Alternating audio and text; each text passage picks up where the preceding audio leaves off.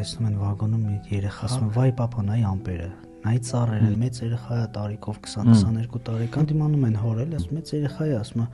ինչ ես անում, րոպե մեկ ասում ամպերը եւ այլ, ասում տղա ջան, մի քանի օր առաջ է բարձվել որ տղաս նաեւ կարող էր տեսնել, ինքը մինչեւ 20 տարեկան չէր տեսնում, նոր են վիրահատել իրան։ Ինքը պարզապես հիմա սկսել է աշխարհը տեսնել։ Ու հետո արդեն բնականաբար վերաբերմունքը փոխվում է։ Այդ նույն բանն է, որ մենք միշտ դատում ենք վիզուալով։ Մենք տեսնում ենք ու չենք տեսածով։ Հա, էլ չենք ուզում խորանանք այդ ամեն ինչի։ Տեսանք, վերնագիրը տեսանք, կարծիքը արդեն բարձա, քո քայլը տեսանք, ես ինչ բան է, ես արդեն իմ կարծիքը ունեմ,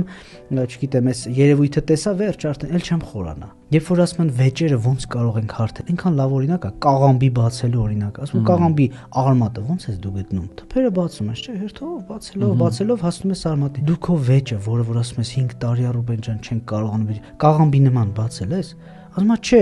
մի պահ հանգստանում ենք սուրճի սեղանի շուրջ, հետո նորից վեճ ա լինում, դանակ ասում ոսկորին, էլի ծեծուջարդ, հետո տենց մի հատ, չգիտեմ, մի հատ ծաղիկ ու բան,